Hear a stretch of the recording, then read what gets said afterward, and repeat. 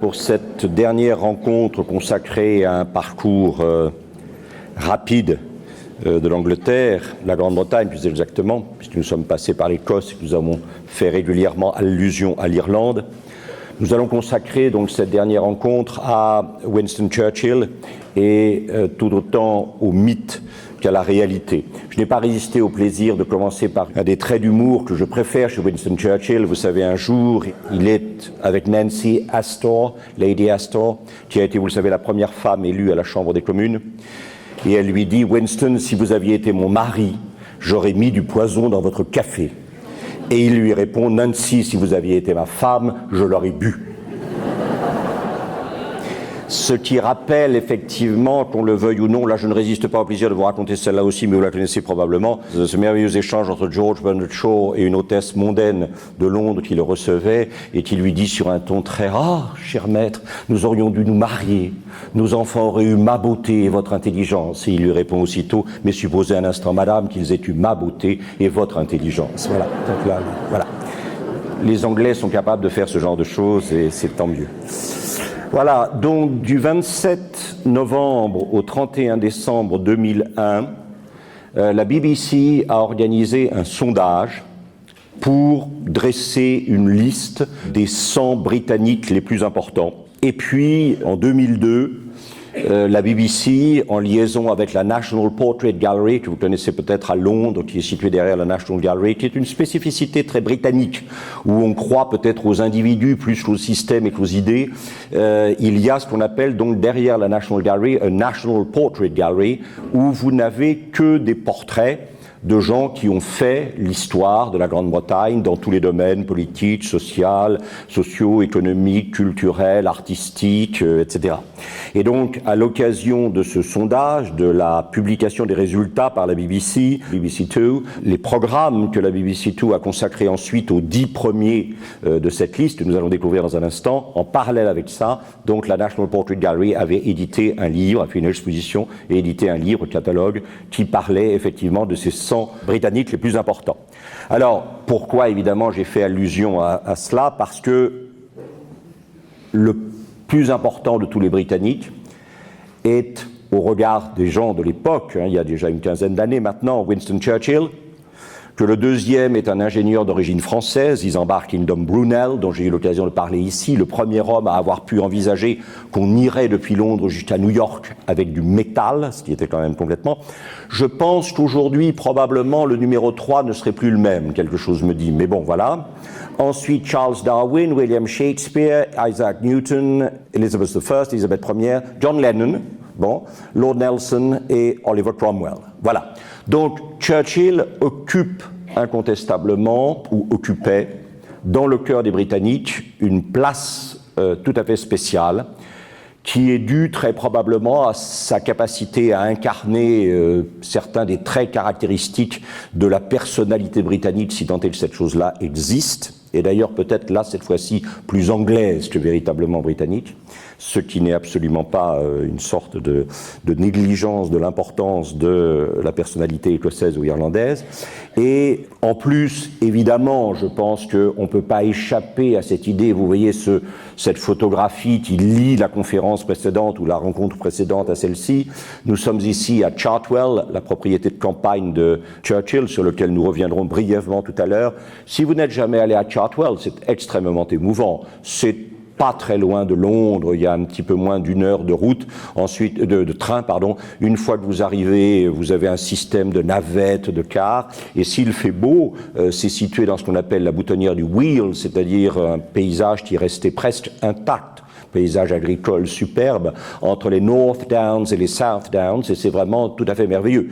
Churchill adorait cet endroit, qui lui coûtait fort cher, et c'est jamais un homme qui a su très bien gérer ses finances, mais voilà, c'est un endroit qui, aujourd'hui encore, est extrêmement émouvant et très beau. Alors voilà, je pense que qu'est-ce qui fait qu'est-ce qui a fait que les Britanniques, encore en 2011-2012, ont choisi Winston Churchill comme le premier d'entre eux au travers de toute l'histoire? Je crois que c'est ça, c'est-à-dire la capacité à incarner la détermination à résister et à survivre. Ça, je crois que c'est très important.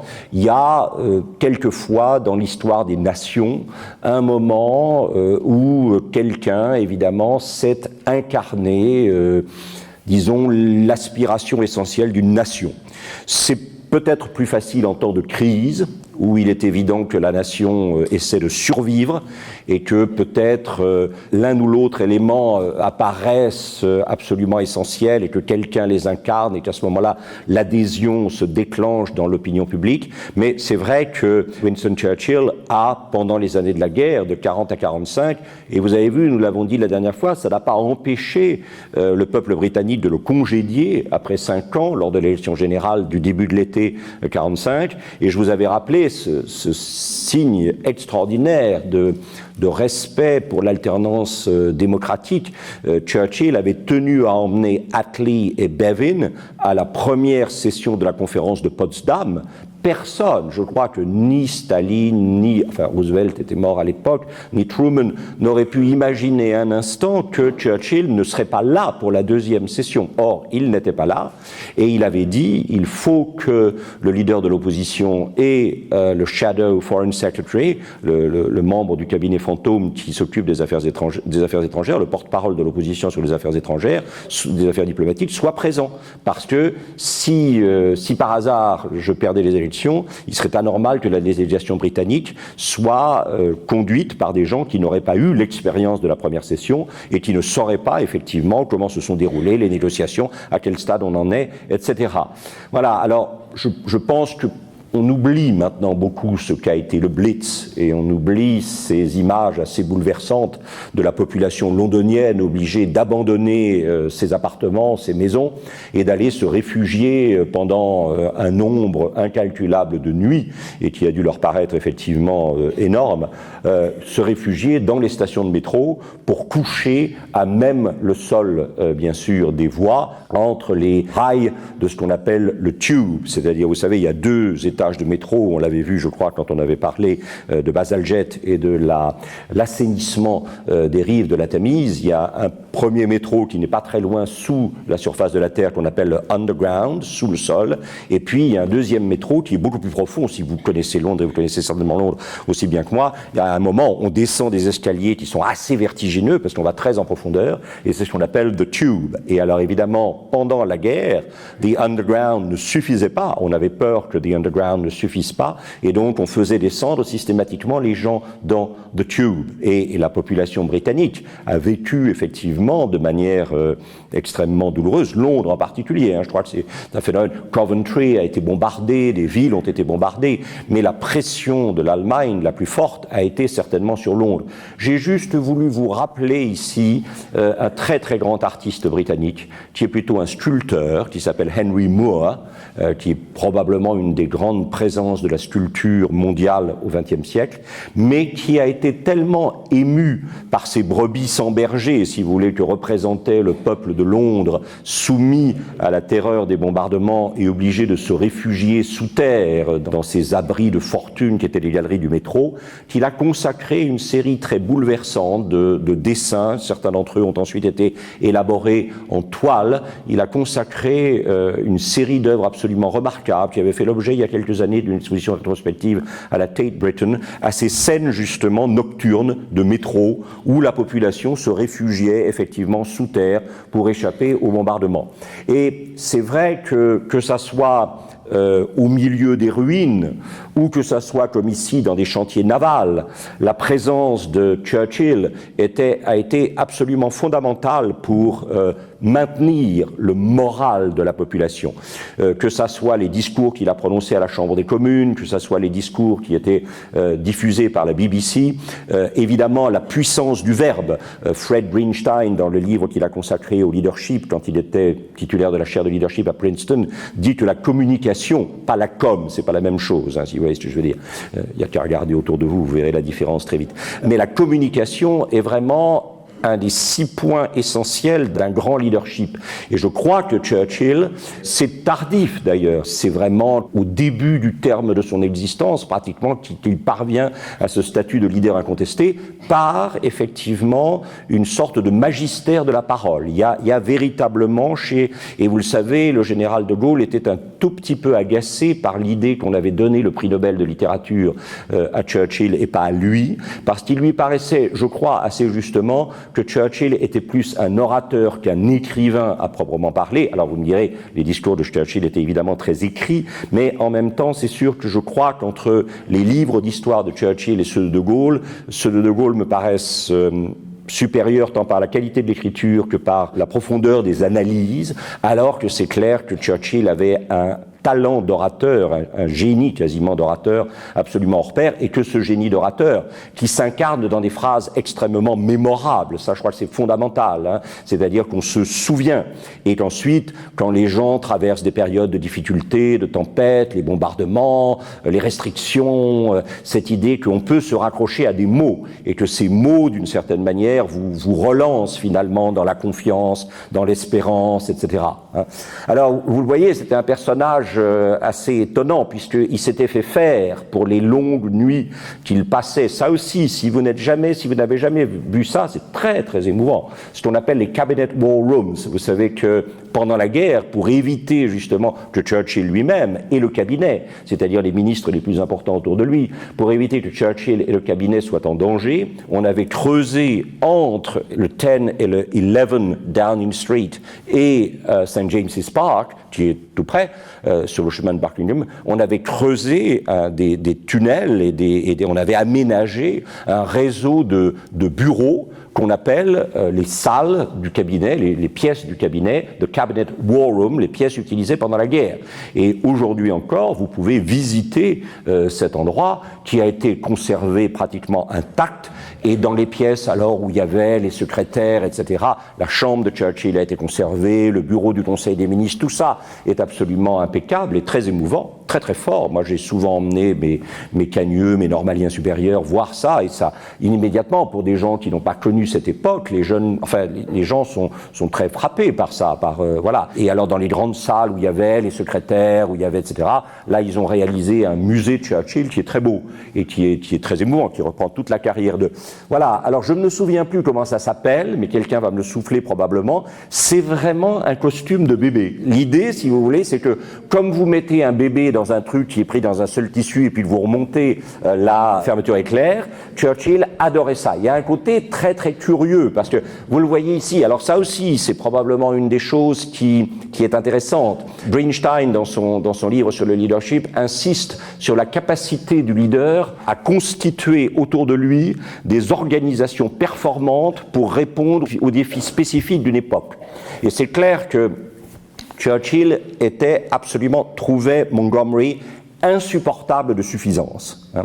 Mais il le trouvait en même temps un très très grand général. Churchill a toujours eu une sorte de rapport aux militaires qui était d'adhésion totale quand il pensait que c'était de très bons militaires, mais il était un peu soupçonneux sur ces gens qui parvenaient au sommet par la force de l'habitude aussi un peu. C'est-à-dire que, évidemment, il y a l'héroïsme qui conduit au sommet, et puis il y a aussi l'administration, même dans un organisme comme l'armée. Et Churchill était assez réticent à l'égard des militaires administratifs, mais il avait un profond respect, même quand par ailleurs il n'avait aucune sympathie personnelle pour eux, pour les gens qui étaient capables de gagner des batailles, comme El Alamein par exemple, pour Montgomery, ou des choses comme ça. Et vous voyez, vous avez Montgomery qui est en costume militaire très sérieux, et puis vous avez Churchill qui est en cette espèce de barboteuse qu'il arborait un peu partout. On a des photos de lui recevant Roosevelt en visite officielle, en robe de chambre. Enfin, c'était quelqu'un qui était assez étonnant et qui avait probablement un sens très profond du spectacle. C'est-à-dire que il n'ignorait pas que en arrivant en robe de chambre ou en apparaissant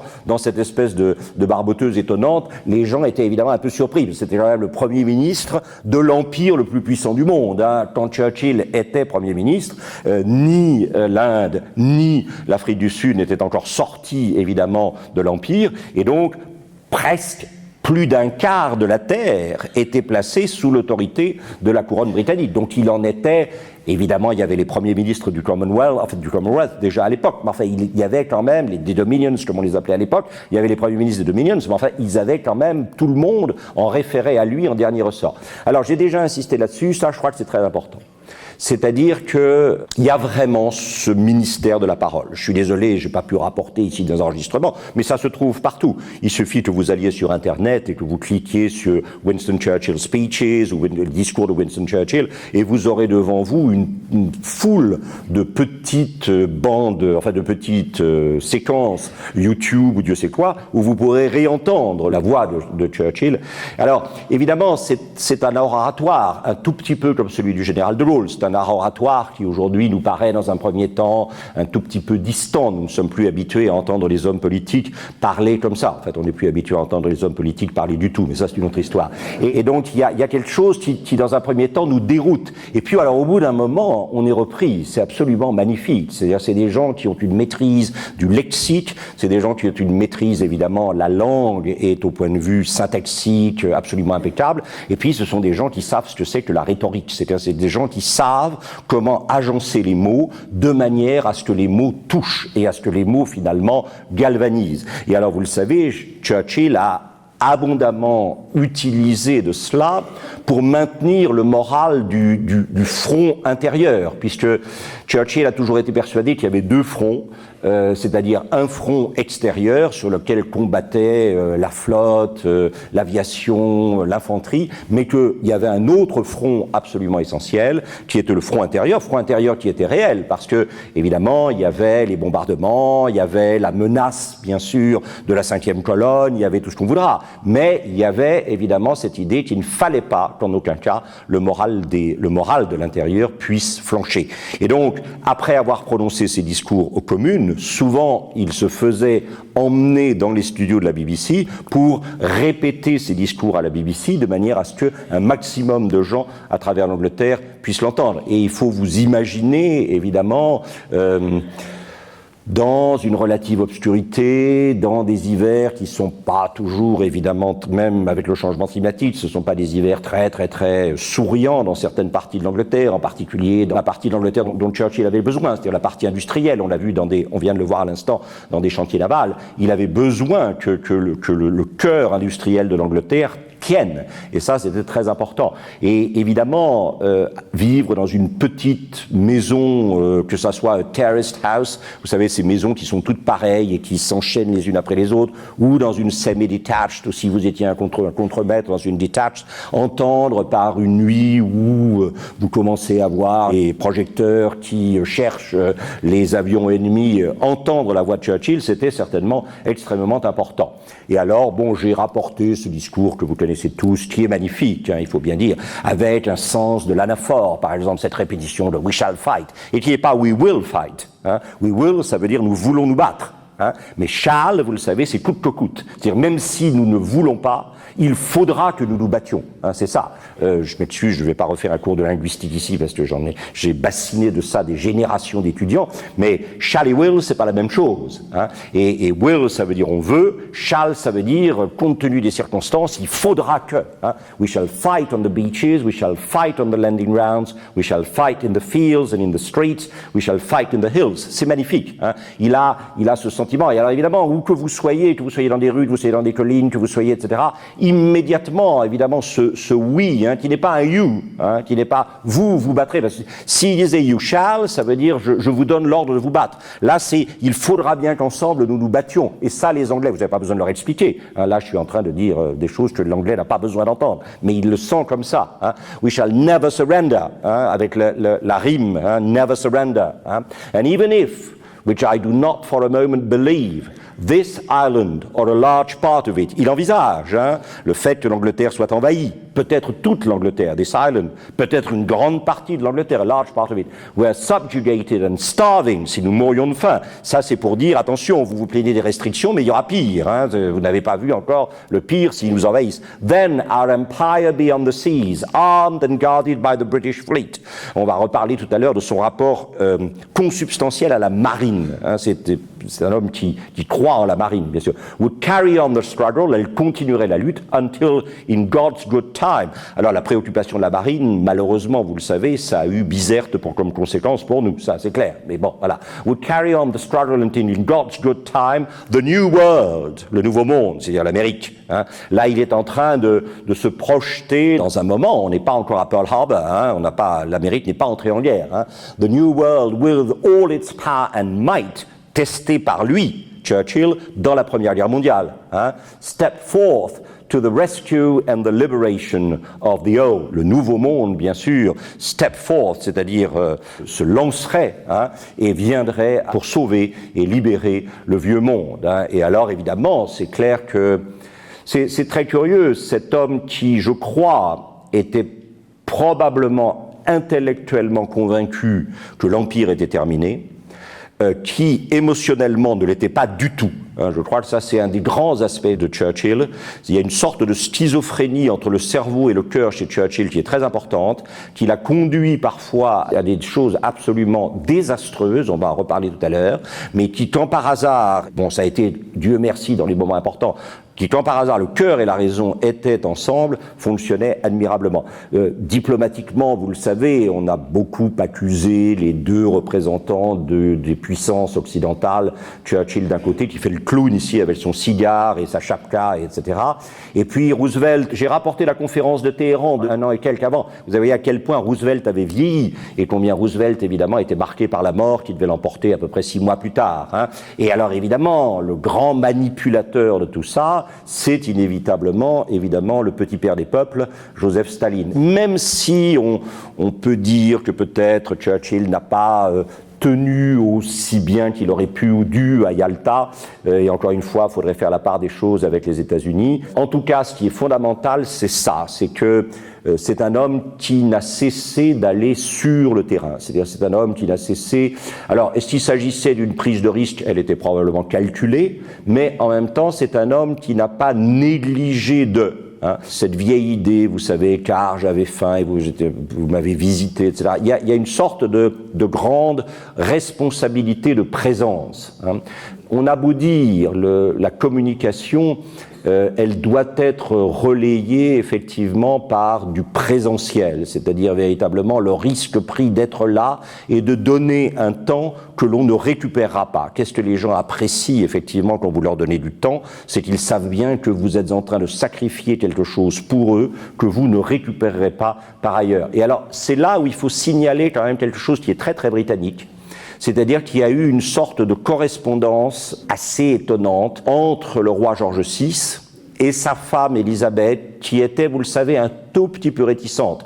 On y reviendra tout à l'heure, parce que dans la crise de l'abdication sur laquelle nous allons revenir, Churchill avait ouvertement pris le parti d'Édouard VIII, ça a été sa dernière grande erreur politico, tout ce qu'on voudra, hein, et que la future reine Élisabeth, qui, il faut bien le dire, voyait arriver la couronne sur la tête de son mari non sans déplaisir, hein, et non sans inquiétude, mais en même temps pas avec une certaine satisfaction, parce que ceux d'entre vous qui ont vu le film A King's Speech, vous savez qu'il y avait ce problème de l'élocution, de la difficulté d'élocution de George VI, que Churchill partageait. Ça, c'est très intéressant. On oublie que Churchill avait, au départ dans sa vie, un défaut de prononciation comme le roi, et que très probablement ça a créé un lien entre lui et le roi à ce niveau-là. Cela dit, vous le voyez, c'est extraordinaire. Je pense que George VI a dû comprendre que la popularité de Churchill tenait à cette présence, c'est-à-dire cette idée d'aller auprès des plus vulnérables, des plus bouleversés, des plus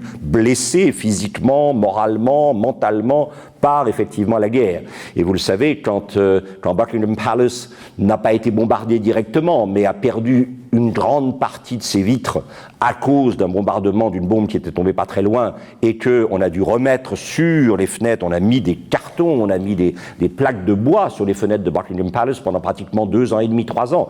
La reine avait dit, je vais enfin pouvoir regarder les gens de l'East End, c'est-à-dire la partie de Londres qui était bombardée toutes les nuits, je vais enfin pouvoir les regarder les yeux dans les yeux. messieurs. Vous voyez, ce sont quand même des phrases qui... faut pas s'étonner qu'après, il y ait une sorte de... Comment dirais-je? Il y a une sorte d'adhésion à la monarchie comme institution. Et c'est vrai que, d'une certaine façon... Vous voyez d'ailleurs, derrière, hein, on voit très très bien le grand balcon de Buckingham Palace. On voit très bien ce qui a été posé là à la suite des bombardements qui ont fait sauter toutes les vitres de ce côté-là. Hein. Et alors vous le savez, le 8 mai 45, la foule a convergé massivement vers Buckingham Palace en appelant le roi et la reine au balcon. Le roi et la reine au balcon. Et effectivement, le roi et la reine sont sortis avec les princesses. À gauche, la princesse Élisabeth, la future Élisabeth II. À droite, la princesse Margaret, bien sûr, sa sœur. Et une fois arrivés sur le balcon, George VI est reparti à l'intérieur pour chercher Churchill. Et Churchill ne voulait pas y aller. Churchill a dit, croit-on, parce que personne finalement n'a vraiment entendu, mais Churchill aurait dit que la nation c'était le roi, la politique c'était lui, et qu'il ne fallait pas mélanger les gens. Là aussi, on rêve, enfin bon, voilà. Et donc, dans un premier temps, Churchill était assez réticent à sortir sur le balcon. Et c'est George VI qui a exigé qu'il sorte, il lui en a apparemment donné l'ordre. Et là, Churchill n'a plus que se soumettre, bien sûr. Et c'est assez beau, je trouve, vous voyez, cette rencontre absolument fondamentale entre la continuité de la nation qui est incarnée par le roi, et puis, d'une certaine façon, le surgissement d'un homme qui incarne parfaitement une époque à un moment où il faut incarner, justement. Hein, voilà. Et ça, cette rencontre entre les exigences d'une période et l'affirmation d'une continuité de l'identité nationale à travers la personne du monarque, c'est quand même... très beau. Vous avez d'un côté ce qu'on appelle en anglais les efficient powers, le pouvoir efficace, qui est représenté par, évidemment, Winston Churchill, et de l'autre les dignified powers, le pouvoir symbolique, qui est représenté par le roi.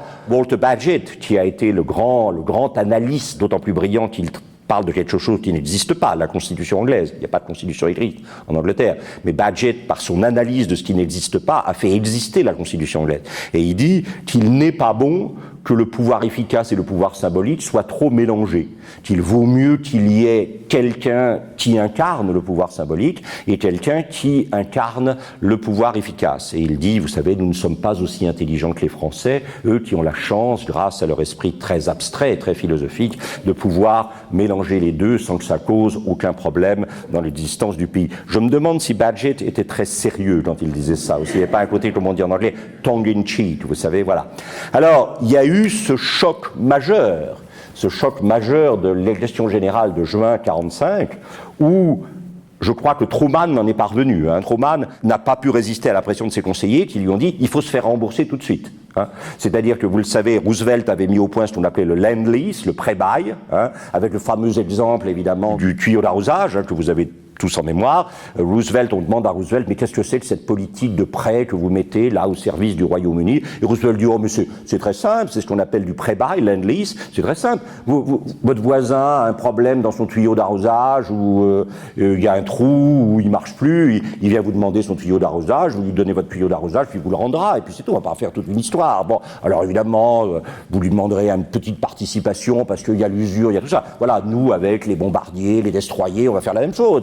Nos amis britanniques ont besoin d'eux, donc on va leur prêter, et puis voilà. Bon, là. Et alors évidemment, Truman, quand il a vu arriver le Parti travailliste à l'époque, on en reparlera dans une minute, c'était quand même un peu, pas tout à fait le couteau entre les dents, mais enfin presque, hein, et en particulier pour les milieux américains pour qui le socialisme et l'anarchisme c'était un peu la même chose, si vous voulez, bon, et qui vivaient encore dans la terreur de ce qu'on appelait the Reds under the bed, hein, les rouges sont cachés sous le lit, donc voilà, et du coup il a fallu rembourser tout de suite, ce qui a mis Attlee dans une position très difficile.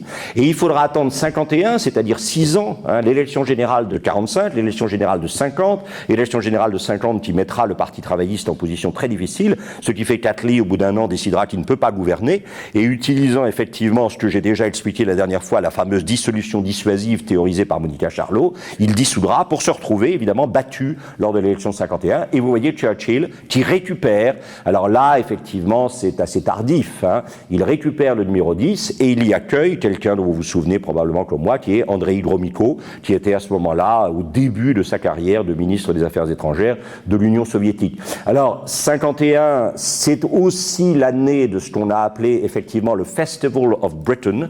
Ça, c'est vraiment important, c'est-à-dire que au bout de 6 ans, on commence tout doucement à sortir du rationnement. Tout doucement à sortir du rationnement. Et on décide de célébrer le britannique.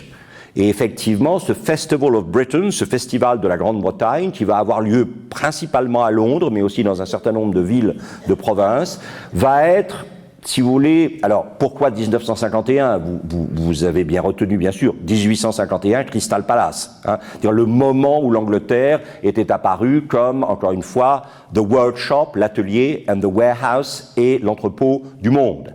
100 ans après, l'Angleterre n'est plus du tout ça. En plus, évidemment, son appareil industriel a considérablement vieilli. Et ça, vous le savez, ça va être une des obsessions de Margaret Thatcher. Margaret Thatcher va retrouver des accents qui sont des accents Adam Smith. Je ne sais plus si je l'ai dit ici, parce que c'est vrai qu'on a fait très vite et j'ai pas pu revenir sur toutes les choses sur lesquelles il aurait fallu revenir. Mais vous savez que dans La richesse des nations, The Wealth of Nations, Adam Smith est extrêmement opposé à la colonisation. Il dit qu'il faut se méfier par-dessus tout de la colonisation. La colonisation ne peut être que la caractéristique de nations faibles, parce que ça veut dire que vous allez chercher ailleurs des choses qui vont vous permettre de ne pas vous soumettre à la loi de l'offre et de la demande. C'est-à-dire que vous allez trafiquer la loi de l'offre et de la demande en introduisant des matières premières que vous ne payez pas au prix auquel vous devriez les payer. Et comme effectivement vous faites des bénéfices qui sont des bénéfices un peu fictifs, puisqu'en fait vous ne payez pas le prix des matières premières, très probablement vous êtes conduit par là à ne pas investir régulièrement dans un renouveau de l'appareil productif. C'est-à-dire que vous vous dites, de toute façon on s'en sortira toujours parce que les matières premières arrivent, on a des marchés captifs, donc on fait rentrer les matières premières à bas prix, on inonde effectivement l'empire colonial de nos produits manufacturés, plus ou moins bien manufacturés, puisque de toute façon les gens n'ont pas le choix, on les oblige à acheter ça. C'est en ça que Gandhi ira évidemment en faveur bien sûr du homespun. Mais vous voyez, c'est une critique par un libéral. C'est une critique il y a guère plus libéral que Adam Smith, et qui dit méfiez-vous évidemment de la geste coloniale parce que c'est une geste qui fausse la loi de l'offre et de la demande. Or, quand on fausse la loi de l'offre et de la demande, économiquement parlant, on prend le risque effectivement d'une inefficacité. Et c'est vrai qu'il y a eu il y a quelques années une très belle étude, un historien de l'économie britannique a écrit un magnifique livre dans lequel il explique comment la facilité de l'acquisition des matières premières et la disponibilité de marchés effectivement immédiatement prêts à recevoir les produits manufacturés britanniques a empêché pendant beaucoup trop longtemps la modernisation de l'appareil productif. Et il faudra Margaret Thatcher pour trancher dans le vif et dire non, on ne peut plus produire comme ça, on ne peut plus maintenir ce genre de production, à la fois dans son fonctionnement matériel et en plus dans son fonctionnement humain. Et alors évidemment, Churchill a eu une sorte de dernière grande joie, je crois, dans sa vie, c'est que, alors la grande joie n'est certainement pas la mort d'Édouard VI, pour qui il avait une admiration, un respect sans borne, je pense, une affection qui était mutuelle. Encore une fois, si l'une des deux personnes dans le couple royal avait été plus réticent au début de l'égard de Churchill, c'était la reine Elisabeth, qui est devenue après la reine mère. Mais George VI, je crois, a toujours mesuré ce que son pays devait effectivement à Churchill. Alors, je crois qu'il préférait Attlee parce qu'il retrouvait chez Attlee quelque chose de très simple, de très bonhomme, qui avait toujours été sa caractéristique à lui, le roi George VI. Mais en même temps, il avait une admiration sans borne, comme Attlee d'ailleurs pour Churchill. Et c'est vrai que la mort de George VI en 1952, et puis la montée sur le trône d'une jeune princesse quand même, qui était la reine Elisabeth, a renouvelé, si vous voulez, pour Churchill quelque chose qui était important pour lui, c'est-à-dire le rapport entre, comment dirais-je, le maître politique et la jeune élève. Ce modèle, évidemment, était un modèle prestigieux, puisque quand la reine Victoria est montée sur le trône à l'âge de 18 ans en 1837, après la mort de son oncle, le roi Guillaume IV, je ne sais pas si vous connaissez Lytton Strachey, qui est un personnage, il aurait fallu aussi probablement faire quelque chose sur le Bloomsbury Group, mais Strachey est un personnage merveilleux. Si vous n'avez jamais lu son livre qui s'appelle La Reine Victoria, il faut lire ça. Il y a en particulier les 3 dernières pages. On est à Osborne sur l'île de Wight et la Reine Victoria est en train de mourir. Et alors redéfile dans sa tête à l'envers le film de sa vie avec une série de... Et puis ça se termine évidemment par ce moment, c'est pas le moment ultime, mais quasiment ultime, où elle est réveillée en pleine nuit à Windsor et où elle tombe dans le salon qui jouxte sa chambre, elle tombe sur Melbourne et l'archevêque de Canterbury à genoux devant elle pour lui apprendre que son oncle est mort et qu'elle vient à 18 ans d'accéder au trône d'Angleterre. Et Melbourne a été celui qui, avec le roi Léopold, avec son oncle, a véritablement formé politiquement la reine Victoria. Et au point que ensuite ça l'a conduit à faire des bêtises, elle, mais c'est pas grave.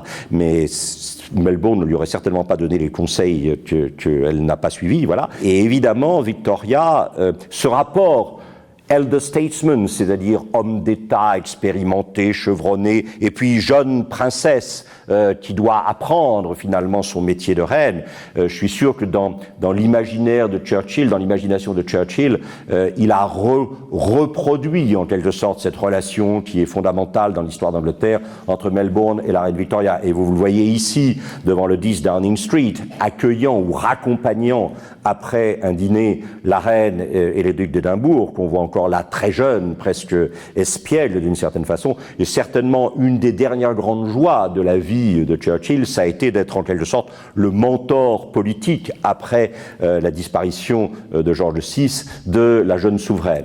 Alors il est né donc le 30 novembre 1874 au palais de Blenheim, sur lequel nous allons revenir dans un instant, et il est mort le 24 janvier 1965 au numéro 28 de Hyde Park Gate à Londres dans SW7.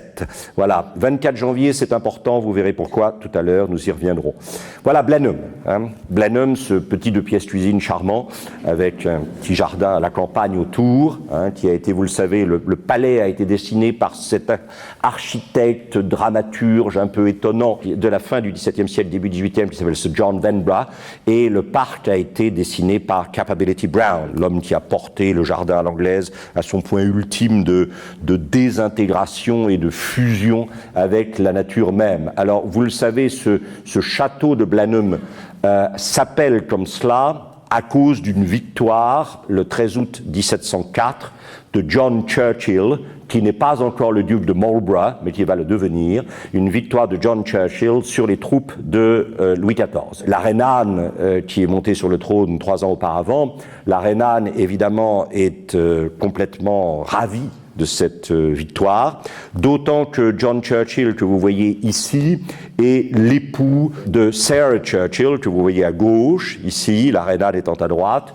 et Sarah Churchill fait partie et restera la plus importante, même s'il y aura des éloignements, des ruptures, des querelles terribles, mais elle fait partie de cette succession de 3 ou 4 présences féminines qui ont occupé une place extrêmement importante dans la cour de la reine Anne, la dernière d'histoire, et aussi probablement dans son cœur, et peut-être pas simplement dans son cœur. Mais on ne va pas faire closer ici, si vous voyez ce que je veux dire, et donc on va avancer. Mais c'est clair que la reine Anne, qui est mariée au prince Georges de Danemark, a eu une succession de favorites extrêmement proches, dont l'influence politique a été très très forte et dont un certain nombre d'historiens n'hésitent pas à dire qu'il y a eu plus qu'une influence politique, et que Sarah Churchill, parmi les disons 4 ou 5 présences féminines qui ont été très importantes pour la reine Anne, Sarah Churchill, même après des ruptures, on se jette tout à la figure, etc., est restée probablement la présence la plus importante dans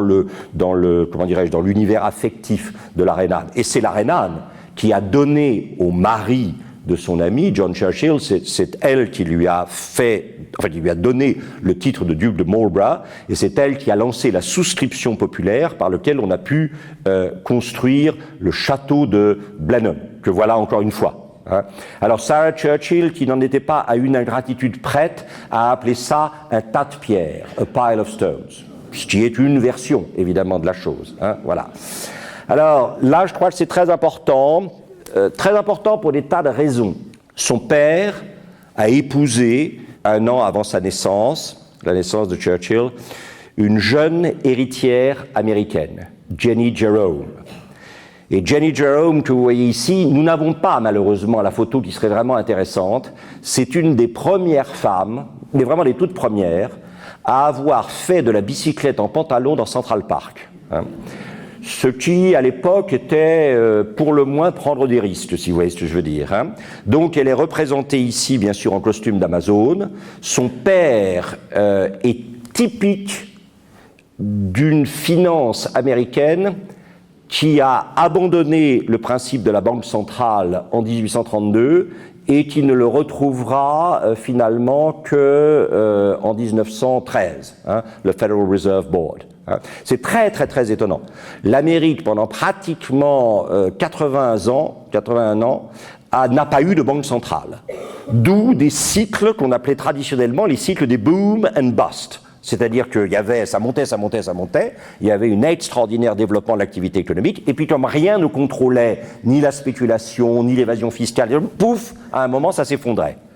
Et alors le père de Jenny Jerome, Spencer Jerome, était un des rois de la bourse de New York, probablement le plus grand spéculateur financier de son époque avec Gould. Il a fait de nombreux booms et il a fait quelques busts, et ça ne l'a pas empêché pour autant d'avoir lui aussi ce délicat 2-pièces cuisine au coin de Madison Avenue et de 26th Street. Voilà, Madison at 26. Voilà, c'était sa petite demeure locale. Voilà. Et alors, elle faisait partie, bien sûr, de ce qu'on a appelé les Dollar Princesses, les princesses dollars. C'est-à-dire qu'entre 1870 et 1910, il y a 350 jeunes et très riches héritières américaines qui ont épousé des aristocrates anglais désargentés. Et on les appelait les Dollar Princesses. Et alors, évidemment, il y a eu Jenny Jerome qui a épousé un des fils puinés du 7e duc de Marlborough, mais la plus célèbre, évidemment, je pense que vous la connaissez tous, c'est Consuelo Vanderbilt.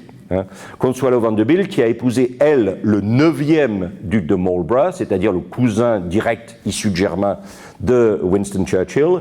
Consuelo Vanderbilt a acheté le droit, le père de Cornelius Vanderbilt, a acheté le droit pour sa fille de devenir duchesse de Marlborough, $1,5 milliard. Vous voyez, 250 millions de dollars de l'époque. Mais c'est assez fou.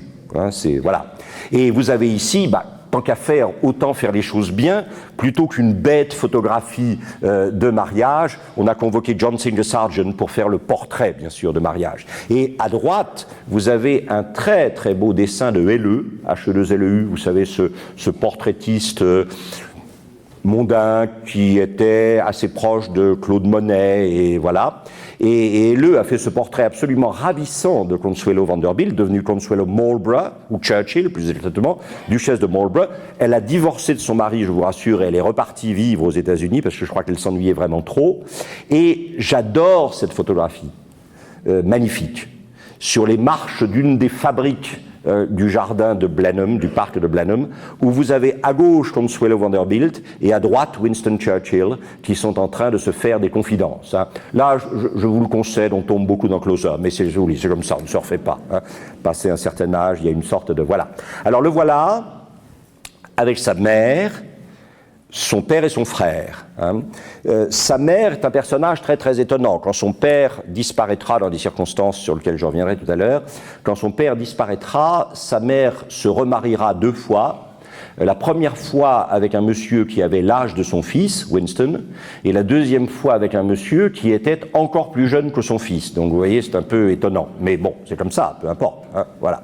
Alors, en 1930, Churchill a publié un livre qui s'appelle My Early Life, les débuts de ma vie, et qui est une des grandes sources que nous avons de renseignements sur la jeunesse, l'enfance et la jeunesse de Churchill. Vous l'avez ici en costume marin à gauche, vous l'avez à droite habillé en uniforme de tous les jours de l'une des 9 sacred, des 9 sacrés, l'une des public schools, c'est-à-dire par définition, comme chez nos amis anglais, toujours un peu différents de nous, ils sont allés appeler leurs écoles privées public schools, donc c'est un peu embêtant. Mais bon, vous savez qu'il y a 9 public schools. À l'origine, c'est parce qu'elles avaient été fondées par des rois pour être des écoles dans lesquelles on pourrait évidemment recevoir des élèves dont les parents n'avaient pas l'argent nécessaire pour, etc.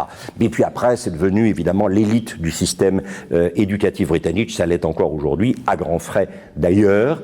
Et Churchill a été envoyé à Harrow. Harrow se situait, pour ceux d'entre vous qui connaissent, au nord de Londres, sur le côté est de Hampstead Heath, pas très loin de l'endroit où Karl Marx s'est enterré au cimetière de Highgate, si vraiment vous voulez tout savoir. Et j'aime beaucoup cette photographie de Churchill jeune, qui a été un élève désespérant. Il était même pas rassurant de manière médiocre, il était franchement mauvais partout à peu près. Sauf un ou deux de ses professeurs d'anglais ont dit qu'il avait une certaine plume. Hein. Mais en dehors de ça, c'était absolument consternant. Donc vous voyez comme quoi, si vous avez des enfants ou des petits-enfants, bon, vous inquiétez pas trop, on ne sait jamais. Bon, maintenant, il n'y a pas une guerre régulièrement qui permette de... Mais enfin, voilà. Je vous rappelle, aux horreurs et abominations, voilà, qu'il s'y est repris à 3 fois pour entrer à Sandhurst. Alors Sandhurst, vous savez, c'est l'équivalent de Saint-Cyr, hein, et donc l'école militaire, parce qu'aucune université ne voulait de lui. C'est-à-dire que ni Oxford ni Cambridge, même petit-fils du 7e duc de Marlborough, on n'en voulait pas. Lui-même d'ailleurs ne voulait pas y aller.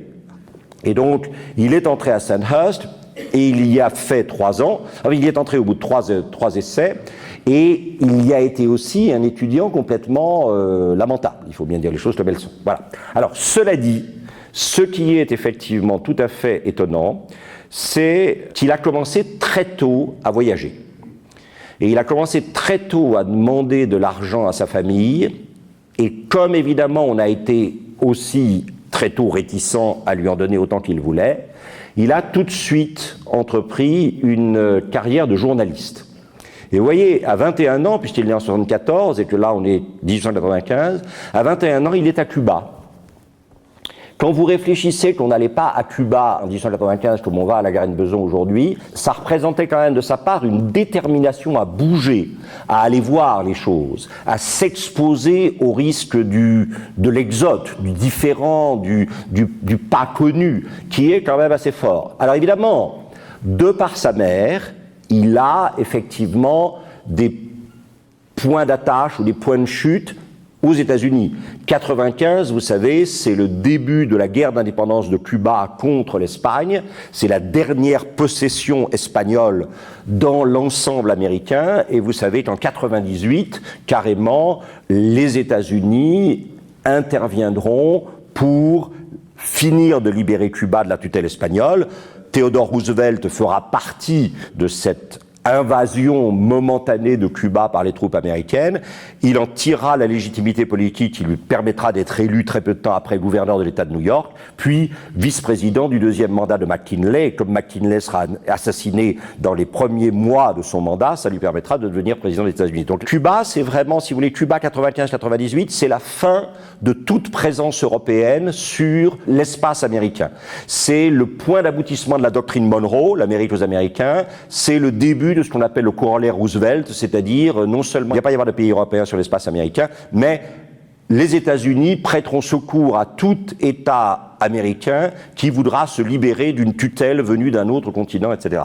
Et le personnage que vous voyez à droite, peu importe, son nom s'appelle Bourke, était un ami intime de sa mère, a peut-être été son amant, on pense, avant qu'elle ne parte pour l'Angleterre. C'était un juriste, constitutionnaliste, extrêmement brillant en société, abondant en jeux de mots, voilà. Et on pense que c'est quelqu'un qui a eu une influence sur Winston Churchill, qu'il a vu assez peu, qu'il a vu quelques mois à New York, mais qui a quand même eu une influence assez forte sur lui. Alors là aussi, vous voyez, 1895, il faut quand même aller à Cuba, il faut en revenir, il y a quand même des journées de traversée, etc. En 1896, il est en Inde. Et donc, on a vraiment quelqu'un qui bouge, quelqu'un qui est remuant, quelqu'un qui est prend le risque de la différence, de l'altérité, de l'ailleurs. Et il est en Inde, vous le voyez ici à cheval en officier colonial, et à droite, vous le voyez à l'arrière, là-bas, comme joueur de polo. Il va développer à ce moment-là une passion pour le polo, dont il jouera de moins en moins parce qu'il n'aura plus tout à fait la taille et la souplesse nécessaires pour ça, mais jusqu'à la fin de ses jours, il restera fasciné par le polo, pensant que c'est un des sports dans lequel on trempe le mieux le caractère et la personnalité, effectivement, de quelqu'un qui aspire à devenir leader. Et alors, on en a parlé, bien sûr, au moment où nous avons parlé de l'Empire. Là, nous sommes en 98, le 2 septembre 98. C'est la fameuse bataille de Omdurman. Il a, à ce moment-là, donc 24 ans. Et il va participer à ce qui est décrit par tous les historiens comme la dernière charge de cavalerie significative de l'armée britannique. C'est-à-dire que, évidemment, on est en 98, à peine 16 ans après, on essaiera de maintenir des charges de cavalerie, en particulier nous, un peu les Français, et on s'apercevra qu'on a changé de monde. Et vous voyez, en 1930, dans cette autobiographie qui s'appelle « My Early Life », il dit, parlant, alors vous savez, c'est cette fameuse guerre dans laquelle Kitchener est en train d'essayer de réduire et d'évacuer du Soudan, ce qu'il faut bien appeler le Daesh d'alors. C'est, je veux dire, plus ça change, là aussi, et plus c'est la même chose. Moi, je suis toujours très étonné quand des gens qui ont pignon sur rue dans les médias ont l'air de vous dire, oh là là, Daesh, c'est épouvantable, ça n'a jamais existé, vous vous rendez compte à quoi nous sommes, a toujours été là. Je veux dire, quand le Mahdi, encore une fois, a coupé la tête de Gordon, et se baladait, je vous l'ai dit, avec la tête de Gordon enveloppée dans un petit linge, et quand il arrivait quelque part, il commençait par déployer la tête de Gordon sur la table, ce qui mettait de l'ambiance dans les négociations. Je veux dire, plus ça change et plus c'est la même chose, je suis désolé, voilà. Alors après, vous en tirez les conclusions qui s'imposent, mais voilà. Et par contre, ce qui est clair, c'est ce que dit Churchill là. Ce genre de guerre, c'est-à-dire la guerre du Soudan, pour la récupération de Khartoum, puis pour l'extinction de la version d'alors du Daesh du moment. Ce genre de guerre était plein d'émotions fascinantes. Alors ça, c'est vraiment, si vous voulez, la combinaison de l'individu, du jeune et du chevaleresque. C'est-à-dire, ah là là, la guerre, Dieu que la guerre est une chose jolie, c'est plein d'émotions, et puis finalement, si on meurt, c'est pas très grave, parce qu'au moins, on aura eu plein de, voilà, de sensations. Ça n'était pas comme la Grande Guerre. Alors ça, c'est très bien, parce que là, vous avez vraiment quelqu'un qui montre, qui comprend qu'on a changé de monde. Et que véritablement, 14-45, les deux épisodes de la guerre civile européenne, ça marque un changement de monde, véritablement. Et que peut-être, effectivement, l'Europe s'épuise, ou les États-nations européens s'épuisent dans cette guerre civile, et ne s'en relèveront finalement jamais, ou à peu près jamais. Donc, ce n'était pas du tout comme la Grande Guerre. Personne ne s'attendait à être tué. C'est-à-dire qu'il y avait tellement peu de victimes qu'on se disait, bah oui, c'est pas de chance de tomber sur lui, ça aurait pu tomber sur moi, mais c'est pas grave, ouais, c'était beau, d'une certaine manière. Voilà. Pour la grande masse de ceux qui ont participé, et ça j'aime beaucoup, in the little wars of Britain, dans les petites guerres de la Grande-Bretagne. Alors, du point de vue des Zoulous, c'était peut-être pas une petite guerre, si vous voyez ce que je veux dire. Il y a peut-être là une sorte de point de vue britannico-centrique, mais enfin bon. Mais dans les petites guerres de la Grande-Bretagne, dans ces jours vanished, aujourd'hui disparu, light-hearted, où on avait le cœur léger, ceci, la mort, n'était simplement qu'une sorte de moment d'intensité particulière, de sport pratiquement, dans un jeu splendide. Donc vous voyez, on est dans une vision de la guerre que la guerre de 14-18, puis de 39-45, disons le 14-45, va complètement faire disparaître au magasin les accessoires. On n'est pas dans le même monde. Et Churchill a vécu ça. Et ce qui fait une partie de sa grandeur, c'est de l'avoir analysé. On verra pourquoi tout à l'heure. Alors, dès 1899, il se présente à ce qu'on appelle a by-election, c'est-à-dire une élection partielle. Vous savez qu'en Angleterre, encore aujourd'hui, les députés n'ont pas de suppléant. Ce qui veut dire que quand un député britannique meurt, il ne peut pas être remplacé par son suppléant. Il doit y avoir une élection partielle, a by-election. Et donc, ça produit comme ça à des gens qui ont eu des ennuis à un scrutin précédent, etc., l'occasion de revenir éventuellement au Parlement pendant la durée d'un Parlement, qui à l'époque était de 6 ans et qui maintenant est de 5. Donc, vous avez, et à l'époque, on votait pour 2 personnes par siège, mais qui occupaient chacun 2 sièges. Et donc, c'est cette fameuse circonscription de Oldham qu'il tente pour la première fois de conquérir en 1899. Il n'y arrive pas, et du coup, à nouveau, il s'en va. Et il s'en va cette fois-ci pour l'Afrique du Sud.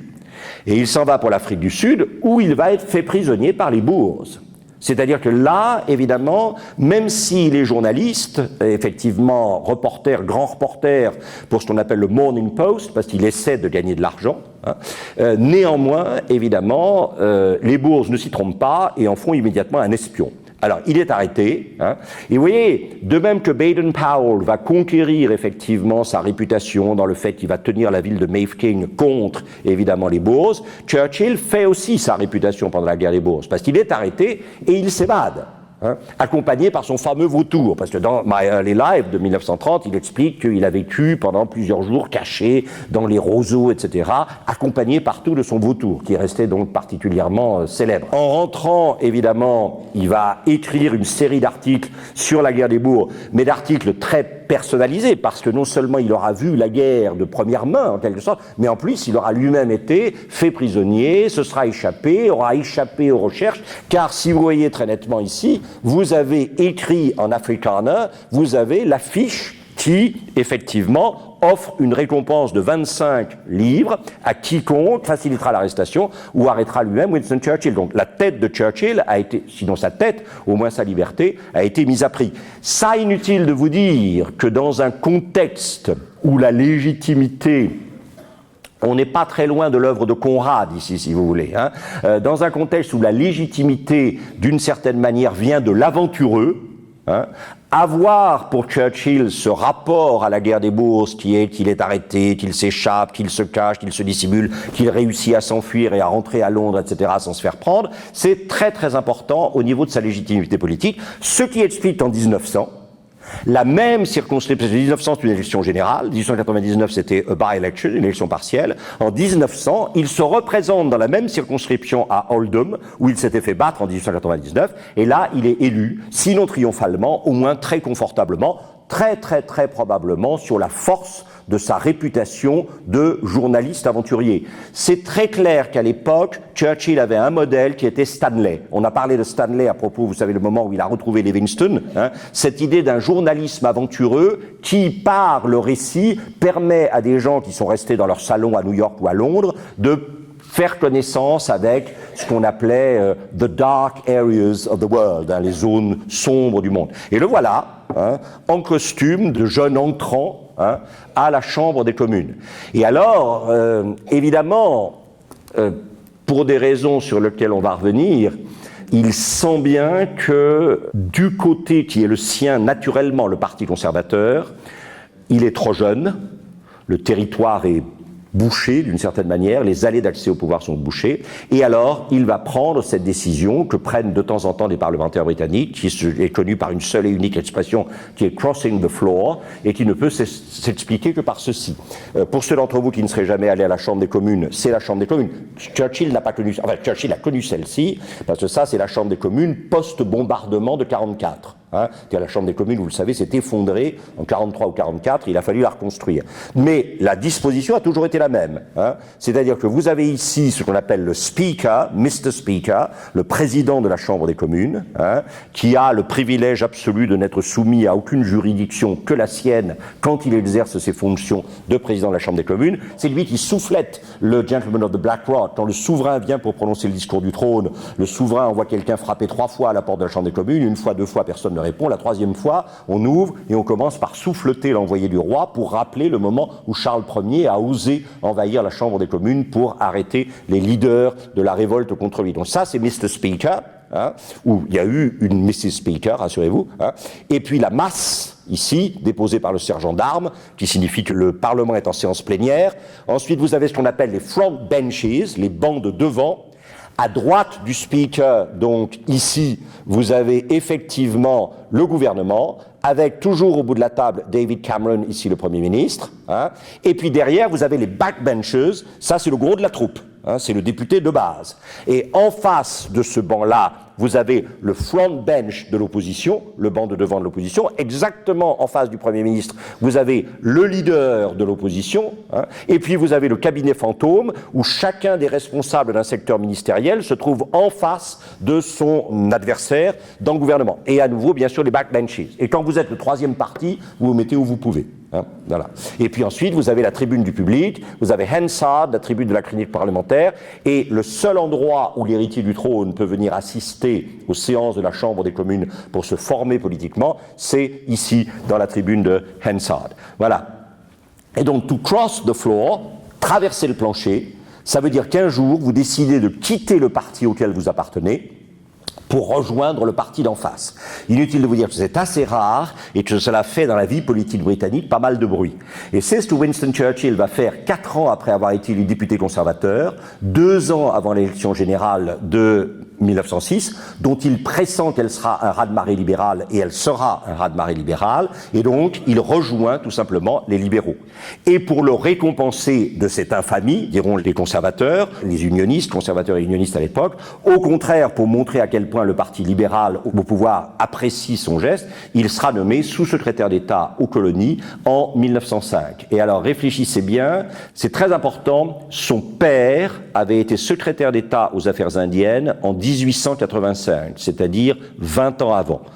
Tout à l'heure, je reviendrai très précisément sur le rapport complètement fou qui existe entre Lord Randolph, le père, et Winston, le fils. C'est un rapport absolument passionnant sur lequel je trouve on n'a pas encore assez écrit. Je vous rappelle que si vous regardez ici, vous voyez que Lord Randolph, son père, meurt le 24 janvier 1895. Winston Churchill mourra le 24 janvier 1965, 70 ans jour pour jour après la mort de son père. Ça, c'est extraordinaire. Cet homme, Winston Churchill, a passé sa vie à essayer de restaurer la mémoire de son père. Derrière tout l'itinéraire politique de Churchill, vous avez cette idée, mon père a été traîné dans la boue, mon père a été considéré comme un raté, je ne serai pas le raté qu'a été mon père, et à travers moi, mon père retrouvera l'aura qui aurait dû être la sienne, on y reviendra. Le voilà le John Winston, en sous-secrétaire d'État aux affaires, suivant ici le secrétaire d'État aux affaires coloniales, John Morley, qui est ici, qui le précède, et là vous pensez bien qu'on est en train se prépare à une audience officielle, quelle que soit la nature de cette audience officielle. Alors, la première grande nomination interviendra 2 ans après le raz-de-marée libéral de 1906. En 1908, il devient, et vous le voyez ici, descendre de son taxi. Là aussi, il semblerait qu'en Angleterre, on ait une idée du protocole qui soit probablement moins... Enfin bref, bon, passons. 1908, il est président of the Board of Trade, ce qui veut dire qu'il est ministre du Commerce et de l'Industrie, qui est un poste auquel vous ne l'attendriez pas. C'est aussi l'année où il se marie avec Clementine Hozier, à laquelle elle était ravissante, avait beaucoup d'allure, il lui restera fidèle toute sa vie, et c'est une des grandes histoires d'amour politique. On dit parfois que Charles de Gaulle appréciait chez Winston Churchill cette sorte de fidélité conjugale et qui était d'une certaine manière l'équivalent de la sienne, mais c'est vrai qu'il y a eu de la part de Churchill, et vous verrez tout à l'heure quand on parlera de son père, le moins qu'on puisse dire c'est que le modèle ne venait pas du père, ça c'est clair, voilà. Et alors, cette nomination en 1908 est importante parce que, à l'époque, je vous l'ai dit déjà ça, mais vous le savez probablement, vous n'avez pas besoin de moi pour ça. Vous le savez qu'il y a une hiérarchie dans les ministres britanniques.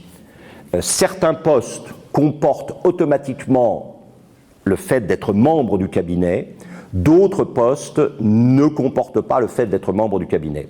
Or, quand Churchill a quitté le sous-secrétariat d'État aux colonies pour devenir ministre du Commerce et de l'Industrie, Asquith, qui était le Premier ministre libéral de l'époque, lui a donné ce qu'on appelle cabinet status, statut de membre du cabinet. Et à l'époque, la pratique anglaise était, puisque vous avez changé de statut et puisque vous devenez maintenant co-responsable de la définition et de la conduite de la politique du pays sous la responsabilité du Premier ministre, vous devez tout de suite vous soumettre au jugement populaire. C'est-à-dire que vous devez trouver une circonscription où vous devez démissionner de votre circonscription et vous faire réélire. Là aussi, bon, vous voyez ce que je veux dire. Bien. Heureusement que l'Angleterre est une monarchie qui, comme chacun sait, ne peut pas avoir l'honneur d'être une république. Mais ça, c'est une autre histoire.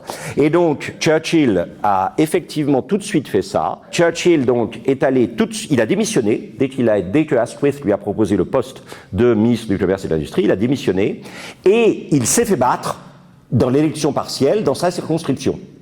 Et donc, il a été obligé d'aller chercher à toute allure la première élection partielle qui se présentait, c'était à Dundee, en Écosse, et il est resté député de Dundee jusqu'au milieu des années 1920.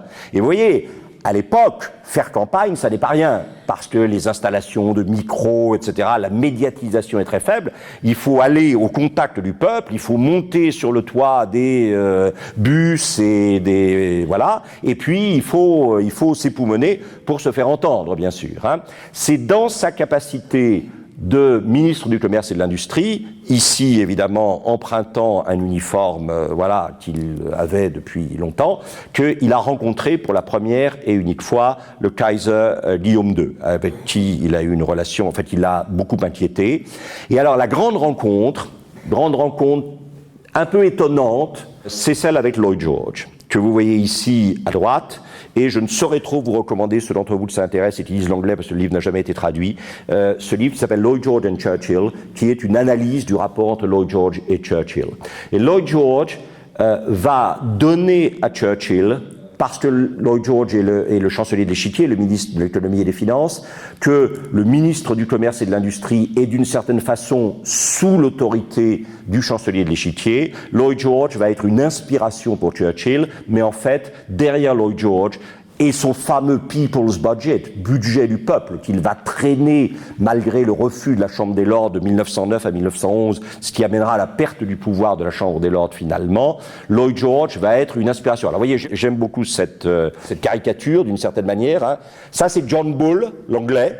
Hein. Ça c'est Lloyd George, qui propose à John Bull à l'Angleterre quelque chose qui s'appelle le budget libéral, le fameux budget du peuple. Hein, the People's Budget. Et John Bull, qui est en train de nettoyer le cheval, s'aperçoit que quand on lave le cheval, budget libéral disparaît et apparaît socialisme. Hein, c'est-à-dire cette idée que voilà. Et on dit, look here, hein, regardez ici, this dark horse. Hein. Alors dark horse, vous savez, c'est le cheval qu'on ne s'attendait pas à être dont on ne pensait pas qu'il allait être à l'arrivée, hein, et qui tout d'un coup surgit de nulle part pour remporter le derby d'Epsom, ce que vous voudrez. Hein. This dark horse you are trying to palm off on me. Hein, donc vous essayez de me fourguer, hein, est maintenant en train de prendre ses vraies couleurs, hein, dès que je commence à effectivement le frictionner. Alors Lloyd George, on l'appelait le bouc gallois. C'est pas tout à fait la même chose que Churchill, si vous voyez ce que je veux dire. Hein. Je ne sais pas si vous êtes au courant de la carrière amoureuse de Lloyd George, mais c'est des gens qui seraient impossibles, ils pourraient pas vivre maintenant à cause de la médiatisation, de Closer, de tout ça. Mais voilà. Mais on peut difficilement imaginer de personnalité plus étrangère que Lloyd George et Churchill. Mais c'est vrai que Lloyd George a permis à Churchill de réaliser quelque chose qui lui tenait à cœur, c'est-à-dire une dimension sociale de la préoccupation de Churchill qui est très importante. Quand il a été président du Board of Trade, donc ministre du Commerce et de l'Industrie, sous Lloyd George, chancelier d'Échiquier, et Asquith, Premier ministre, c'est lui qui a fait passer la législation sur l'interdiction de l'emploi de garçons de moins de 14 ans dans les mines. C'est lui qui a dit c'est lui qui a fait voter la loi par laquelle on ne pouvait pas passer plus de 8 heures dans les puits de mines. C'est lui qui a insisté pour qu'en dehors du dimanche, il y ait une après-midi libre pour donc le samedi après-midi en fait, pour tous les travailleurs dans tous les secteurs de l'économie anglaise. C'est lui qui a commencé pour la première fois à penser à un début de salaire minimum. Et avec Lloyd George et sous sa responsabilité, c'est eux qui ont envisagé le fameux National Insurance Act, loi sur l'assurance nationale, qui est le début de la sécurité sociale et qui est le début, effectivement, de possibles contributions de l'État dans les périodes de maladie, dans les périodes de chômage ou dans les accidents du travail qui pourraient laisser une famille de mineurs, par exemple, sans ressources après la mort du père. Ce National Insurance Act, on en a parlé la semaine dernière, vous savez, c'est ce que Attlee est allé défendre dans les campagnes en bicyclette, hein, pour se faire effectivement le propagateur de la doctrine de The National Insurance Act. Et ça, qu'on a dit être libéral, en fait, c'était ce que son père à lui, Lord Randolph Churchill, avait appelé Tory Democracy, la démocratie conservatrice, et pour lequel il a payé de sa carrière politique la défense qu'il a voulu faire de ses intuitions sociales. Alors, ce qu'il faut savoir, c'est que la démocratie conservatrice, elle est au cœur du projet d'israélien. Je vous ai expliqué la semaine dernière que Margaret Thatcher a rompu le lien, si vous voulez, consubstantiel entre le conservatisme d'israélien et son conservatisme à elle, qu'elle a ramené beaucoup plus plus vers un libéralisme ou un utilitarisme benthamien.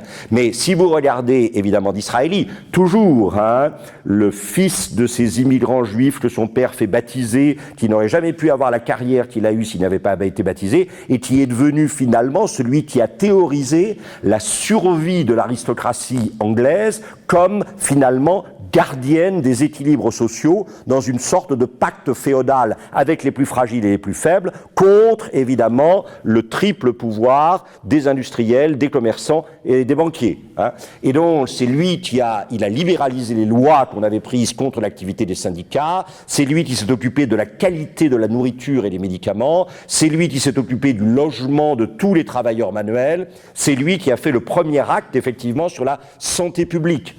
Et c'est vrai que quand Disraeli est mort en 81, Lord Randolph Churchill, le père de Winston, s'est vu comme le successeur de Disraeli. Et vous voyez ici, vous avez une caricature de l'époque où vous avez au premier plan, évidemment, Lord Randolph Churchill, le père de Winston, qui singe et qui adopte la posture traditionnelle, effectivement, de Disraeli, tel qu'il se tenait généralement au front bench de la Chambre des communes, les mains sur les hanches, arms akimbo, comme on dit en anglais, et qu'il répondait, où un jour Gladstone excédé a dit, parce qu'on ne peut s'adresser qu'au président de la Chambre des communes, Mr. Speaker, on se demande si l'honorable gentleman mourra pendu ou de la vérole. Et alors Disraeli du tac au tac lui avait répondu, cela dépendra, Monsieur le Président, de si j'adopte les valeurs morales ou si j'embrasse la maîtresse du l'honorable gentleman qui vient de parler. Donc vous voyez, faut savoir que la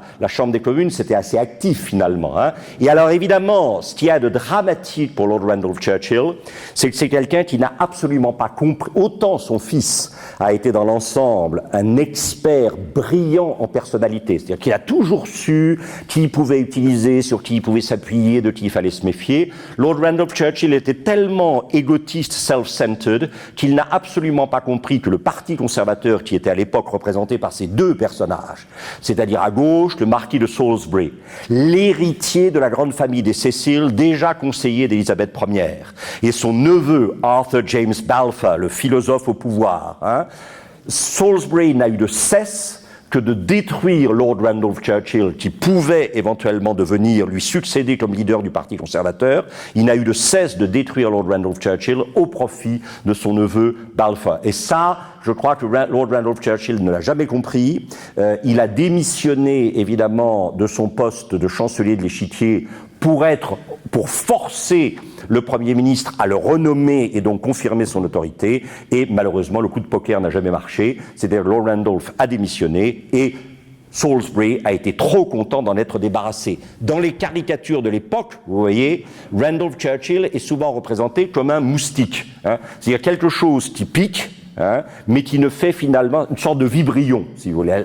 Et ça, c'est très vrai. Et Churchill, Winston, a toujours été convaincu que son père avait été la victime d'un complot du conservatisme traditionnel contre lui, alors qu'il représentait l'avenir du conservatisme, cette préoccupation sociale du conservatisme. Cela dit, ne vous faites aucune illusion, Lord Randolph était dévoré par la syphilis, on est vraiment dans Dr. Jekyll et Mr. Hyde, je passerai sur les exploits nocturnes du père, et le fils a volontairement oublié tout ça pour faire de son père une victime, alors que malheureusement c'était quelqu'un dont la personnalité était extrêmement fragile. Et alors c'est très intéressant. Les deux premiers ouvrages majeurs de Winston sont en 1906, il a 32 ans, une immense biographie de son père, qui est une immense biographie justificatrice de son père.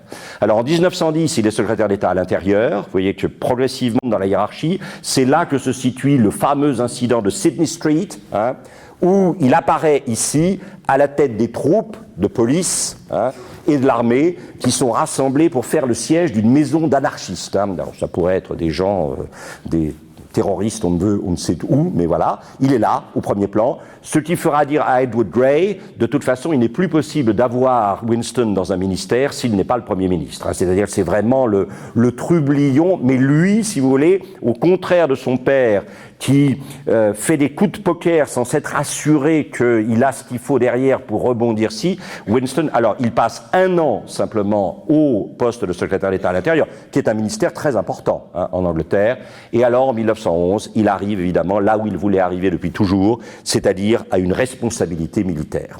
Et il devient en 1911 premier lord de l'Amirauté. Ici, vous le voyez avec son secrétaire particulier, il est partout. Le plus important, et ça je crois que c'est fondamental, c'est qu'il prend l'avion dès avril 1914 et il comprend dès avril 1914 l'importance de l'aviation pour les conflits à venir. Ça, si vous voulez, quand on dit qu'un leader, c'est quelqu'un qui décrypte plus de signes que les autres, qui les décrypte avant les autres, et qui se préoccupe des signes qui sont à la périphérie plutôt que de ceux qui sont au centre, pour anticiper la translation de certains signes périphériques vers le centre, Churchill, à cet égard, est génial. Il comprend tout de suite quelle est l'importance de l'aviation, et il va demander au gouvernement d'investir massivement dans l'aviation. Et puis, le 24 février 1915, il est le premier à convoquer un cabinet interministériel, une réunion de cabinet interministériel sur les tanks. Donc vous voyez, 14 l'avion, 15 les tanks, c'est quelqu'un qui a anticiper le renouvellement complet des conflits. Et vous voyez combien le texte que je vous ai lu tout à l'heure de 1930, où il dit que les petites guerres de la Grande-Bretagne, les petites guerres coloniales de la fin du 19e siècle n'ont plus aucun rapport avec ce qui s'est passé ensuite, ça je crois que Churchill l'a très bien vu. Donc c'est pas simplement une personnalité flamboyante, c'est une authentique intelligence, et une authentique intelligence en particulier dans tout le domaine militaire et dans toute la modernisation de l'appareil militaire. Alors cela dit, il y a un désastre qu'on ne peut pas nier. C'est-à-dire qu'il est largement responsable de l'aventure et du désastre absolu de l'expédition des Dardanelles. C'est quelque chose qui me touche toujours parce que mon grand-père était aux Dardanelles. Et vous le voyez ici avec Jackie Fisher, il a été premier lord de la mer. Le premier lord de la mer, c'est le numéro 2 de l'Amirauté britannique. N'oubliez pas qu'à l'époque, la flotte britannique est régie par ce qu'on appelle le two-power system. C'est-à-dire qu'il faut que la flotte britannique ait à elle seule un bateau de plus que les 2 flottes suivantes additionnées. C'est-à-dire que si la flotte de l'Empire allemand, la Kriegsmarine, c'est 150 bateaux, si la flotte américaine c'est 100, il faut que la flotte britannique ait 251 bateaux. Vous voyez ce que je veux dire? C'est ce qu'on appelait le two-power system. L'homme responsable du two-power system, c'est Jackie Fisher, qui est un marin sorti du rang et qui s'est élevé progressivement par son intelligence et par ses qualités de travail. Il y a une très belle biographie de lui en anglais, magnifique, sur Jack. On l'appelait Jackie, et c'était l'amiral, bien sûr, Fisher. Il est parvenu au sommet de la hiérarchie, premier lord de la mer, donc le numéro 2 de l'Amirauté, et ça a été le seul conflit qu'il a jamais eu avec Churchill. Il a dit à Churchill, il ne faut pas se lancer dans les Dardanelles. Là, il a joué vraiment le rôle du fou, Jackie Fisher, et Churchill ne l'a pas écouté. Et ça a été absolument consternant, vous le savez, je ne vais pas m'attarder là-dessus, on n'a pas le temps. Je vous rappelle, alors ça c'est vraiment le littéraire qui revient à la surface, je vous rappelle que peut-être la plus grande œuvre poétique en anglais de la première moitié du XXe siècle, qui s'appelle The Waste Land, la terre gaste ou la terre vaine, et qui a été écrit par T.S. Eliot, peut-être le poète anglo-américain le plus important du XXe siècle.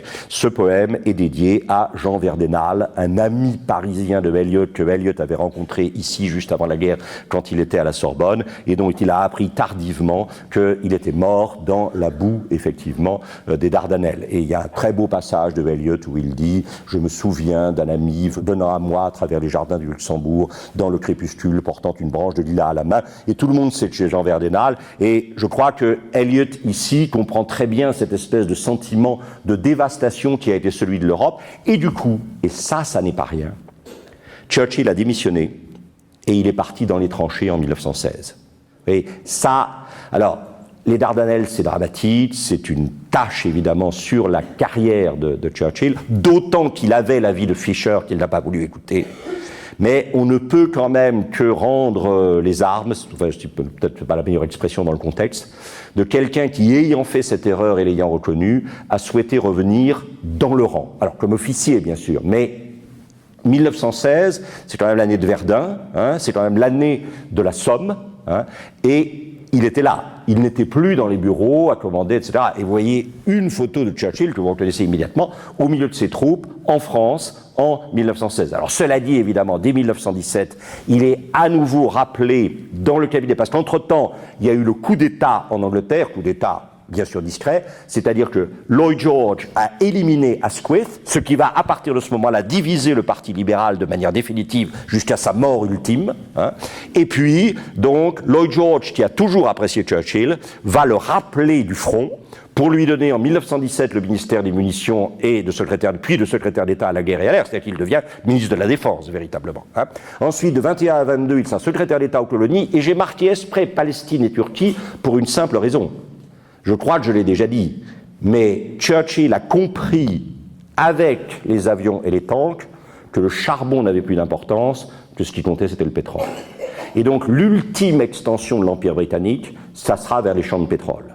Et cette ultime extension de l'Empire britannique vers les champs de pétrole, c'est largement Churchill, en tant que secrétaire d'État aux colonies, qui en est responsable. Et puis en 1922, vous le savez, les conservateurs décident de quitter, évidemment, le gouvernement de coalition nationale avec les libéraux, ce qui se passera après la Deuxième Guerre mondiale, dès juin 1945, les travaillistes se retireront du gouvernement. Là, ça a duré 4 ans, sous l'autorité de Lloyd George, mais la montée du Parti travailliste, qui entend représenter la classe ouvrière britannique, est trop importante. Et en 1924, il est battu à l'élection partielle de la circonscription de Westminster Abbey à Londres.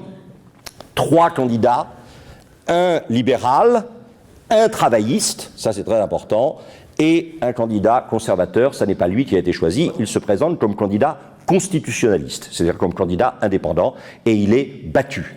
Il est poursuivi ici dans les rues de Westminster Abbey par les quolibets de partisans du Parti travailliste qui le sifflent après sa défaite lors de l'élection partielle de Westminster Abbey. Et alors c'est là où, à la suite de cet échec de 24, il va faire ce qu'alors là, pratiquement depuis le XVIIIe siècle, aucun homme politique anglais n'avait osé faire. C'est-à-dire qu'il va retraverser la Chambre des communes dans l'autre sens. C'est-à-dire qu'il va quitter les libéraux et il va arriver, bien sûr, chez les conservateurs.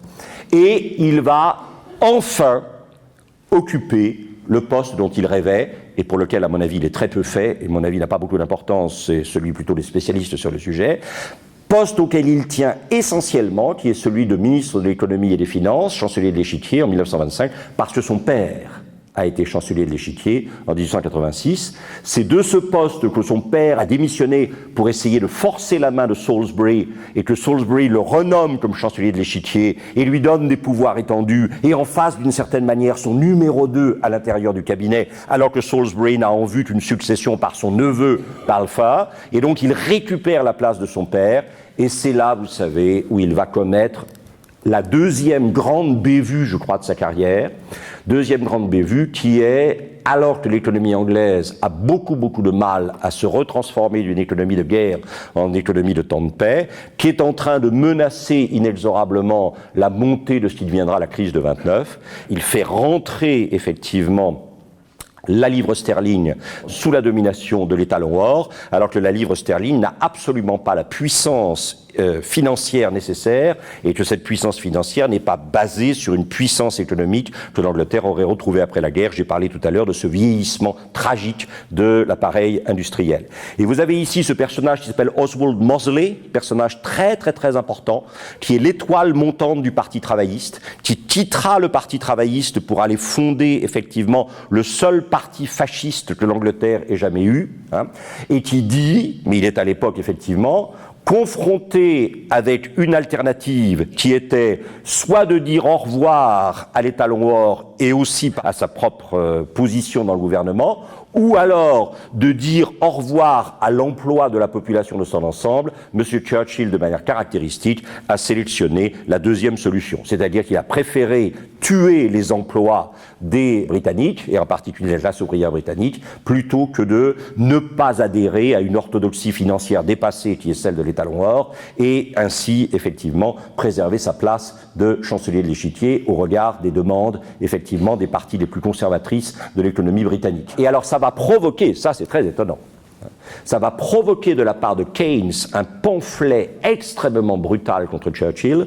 Vous savez qu'en 1919, Keynes a prédit le retour d'une deuxième guerre, hein, puisqu'il avait assisté aux travaux de la conférence de Versailles. J'ai pas le temps de vous raconter tout ça, il y a un retour extra, parce qu'en même temps, il achète des tableaux à la vente de l'atelier de Degas pour la National Gallery et pour lui. Enfin, Keynes, c'est un personnage vraiment extraordinaire. Il écrit un pamphlet en 1919 qui s'appelle « Les conséquences économiques de la paix ».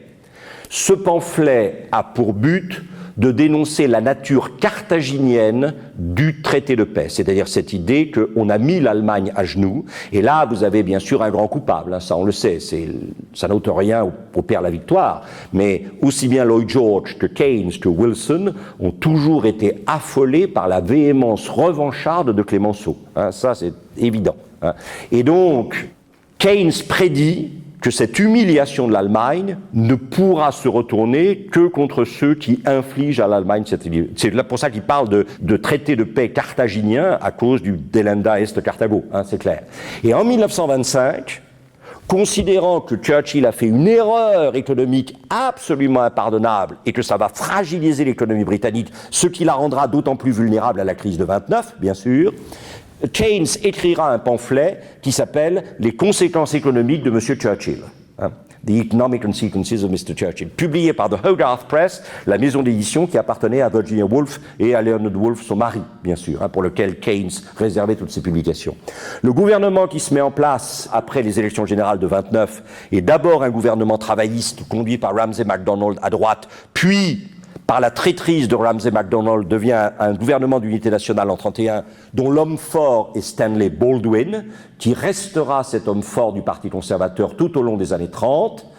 Churchill, je vous l'ai dit, traverse à ce moment-là son désert, disant des choses très étonnantes, comme cette idée qu'il est vraiment alarmant, et aussi que ça vous tourne l'estomac de voir M. Gandhi, juriste séditieux du Middle Temple, d'un genre bien connu dans l'Est, et qui maintenant joue les fakirs, hein, remonter à moitié nu les marches du palais vice-royal et discuter d'égal à égal avec les représentants du roi empereur. Sa vision de l'Inde est une vision complètement dépassée, et le point ultime du nadir churchillien, c'est 1936, où il ne veut pas se ranger au point de vue de Baldwin et de l'archevêque de Canterbury, et il prend ouvertement le parti d'Édouard VIII pendant, effectivement, la crise de l'abdication. C'est-à-dire que, vous le savez, Édouard VIII veut épouser Wallis Simpson, 2 fois divorcée et américaine, et comme disent mes amis anglais, le problème, ça n'est pas qu'elle ait été 2 fois divorcée, voilà.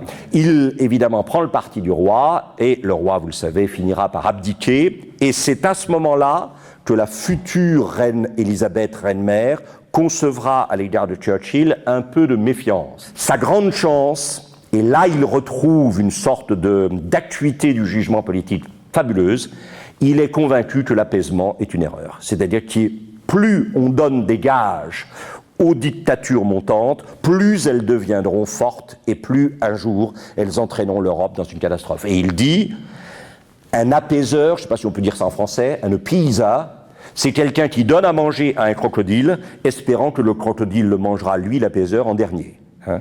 Mais il n'a aucun doute là-dessus. Et vous voyez Munich, bien sûr, avec Chamberlain dansant sur, évidemment, la corde du prestige britannique et de l'appeasement. Et alors, c'est là où, finalement, vont se dévaloriser Chamberlain et 2 autres grands politiciens conservateurs de l'époque.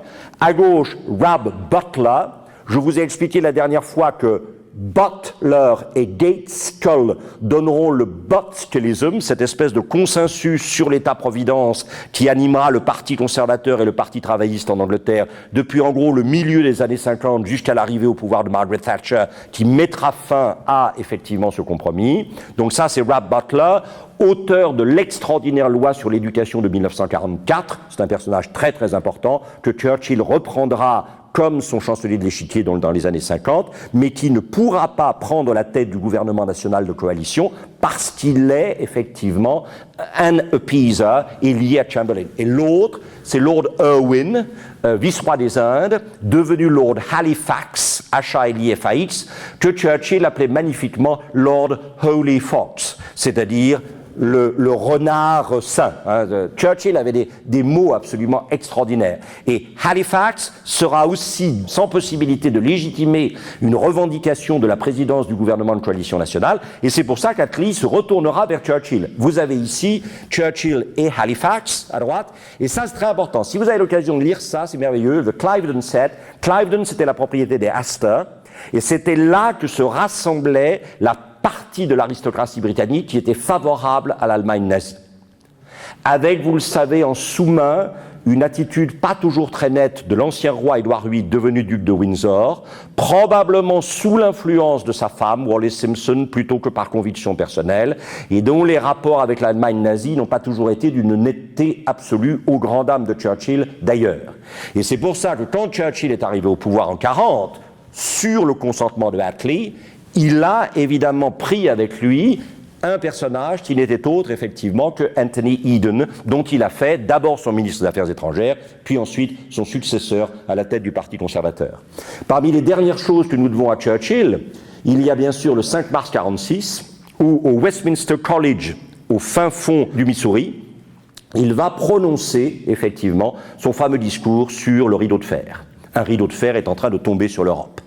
Et l'expression rideau de fer, les gens ne le savent pas toujours, mais cette expression rideau de fer est une expression churchillienne. Nous avons vécu pendant des décennies sur une vision de l'Europe séparée par ce rideau de fer qui a été effectivement développé par Churchill dans ce fameux discours qui suivait sa réception comme docteur honoris causa de cette petite université du Missouri. Et c'est vrai que parmi les choses qui ont beaucoup compté pour Churchill, puisque c'était d'une certaine manière quelque chose qui existait pour lui viscéralement, familialement et personnellement, ce qu'on appelle aussi encore aujourd'hui d'une terminologie qu'on croit churchillienne, mais qui est en fait une terminologie de son père, c'est-à-dire la relation spéciale entre l'Angleterre et les États-Unis, qui n'a jamais permis à la Grande-Bretagne de s'ancrer véritablement dans l'Europe. S'il est question de Brexit aujourd'hui, c'est en partie parce qu'il y a toujours eu pour l'Angleterre une alternative grand large, que le général de Gaulle stigmatisait volontiers, et qui est ce lien de la relation spéciale entre effectivement la Grande-Bretagne et les États-Unis, et qui a été particulièrement illustré par le rapport entre Roosevelt et Churchill pendant la guerre, Dieu merci pour nous d'ailleurs. Est-ce que, dit Lord Randolph, le père, est-ce qu'une relation spéciale entre les États-Unis et le Commonwealth britannique serait finalement non pertinente au regard de notre loyauté à l'égard de ce qu'il appelle alors the Overriding World Organization, c'est-à-dire évidemment l'organisation du monde qui évidemment fonctionne aujourd'hui. Chartwell est très important. Je pense que c'est l'endroit où il allait refaire ses forces et l'endroit où il allait retrouver cette nature anglaise à laquelle il était très attaché. Il a été peintre, vous le savez, ce n'est peut-être pas l'aspect le plus essentiel de sa vie, mais voilà, Chartwell, si vous n'avez jamais été à Chartwell, allez-y, c'est très beau. Et puis alors, il y a eu effectivement ce moment, puisque je vous l'ai dit, il meurt exactement 70 ans, jour pour jour, après la mort de son père. C'est très fort pour cet homme dont toute la vie, ça je suis persuadé, et là je pense que je suis désolé, mais les historiens français qui travaillent sur, quelle que soit la qualité des travaux qu'ils ont faits, Bédarida, d'autres, n'ont pas assez lu les historiens britanniques, parce que c'est clair que beaucoup d'historiens britanniques pensent qu'il y a chez Churchill, au fond, ce désir constant de rendre à son père son honneur perdu, et en particulier son honneur politique perdu. Alors ça l'a entraîné de temps en temps, obsédé qu'il était par ne pas répéter les fautes de son père, à reproduire ses fautes finalement. Souvent, quand on est absolument pas, trop concentré sur un obstacle, on finit effectivement par buter sur cet obstacle. Mais je crois qu'il y a quelque chose de très émouvant chez Churchill, c'est cette espèce d'image complètement folle du côté prophétique de son père, du côté visionnaire de son père. Alors c'est un personnage quand même très fragile, très falot, très soumis à ses propres démons. Il en a fait une sorte de statue, au pied d'argile peut-être, mais de statue, à laquelle finalement être digne de son père et restaurer la réputation de son père est probablement la motivation la plus forte de toute la carrière de Churchill. La reine Elisabeth n'a pas eu de mal à convaincre le Parlement de donner à Churchill en 1965 des funérailles nationales.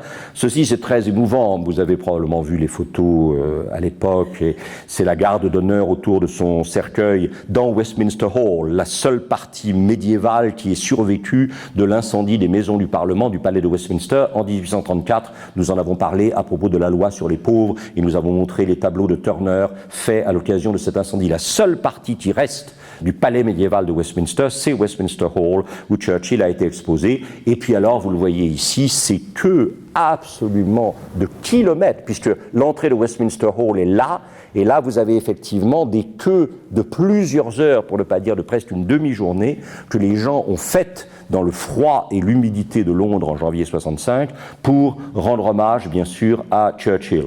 Et le défilé bien sûr du cercueil conduit par les marins, à cause évidemment de son statut de premier lord de l'amirauté et de rénovateur avec Fasher de la marine britannique. Le général de Gaulle bien sûr était là, on a souvent dit que ça avait été pour lui un moment d'émotion très fort. Ensuite, vous le savez, le cercueil a été chargé sur une barge et il y a eu ce moment très émouvant où toutes les sirènes du port de Londres, le port de Londres était encore dans la ville de Londres, sur la Tamise. Ce que vous voyez là, qui sont maintenant transformés en immeubles de luxe, etc., c'était véritablement les entrepôts. Et au son des sirènes, toutes les grues du port de Londres se sont inclinées au passage du cercueil de Churchill, comme vous le voyez ici, pendant bien sûr que la RAF passait au-dessus du bateau. Churchill est enterré tout simplement dans la petite église paroissiale de Blaydon, à quelques kilomètres de Blenheim, où sa femme l'a rejoint par la suite. J'aime beaucoup ça, hein. C'est les leaders actuels du parti conservateur, David Cameron, du parti travailliste et du parti libéral,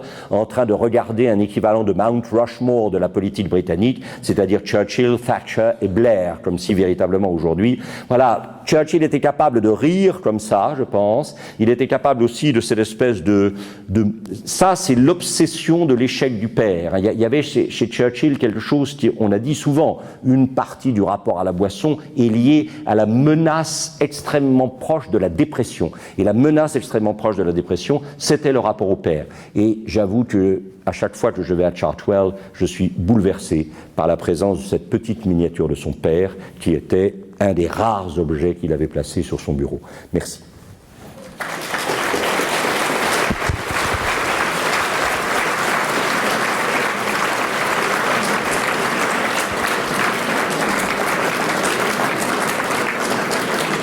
Et je voulais vous remercier vraiment du fond du cœur de votre fidélité à ces 8 rencontres autour d'un pays que, vous l'avez compris, j'aime beaucoup.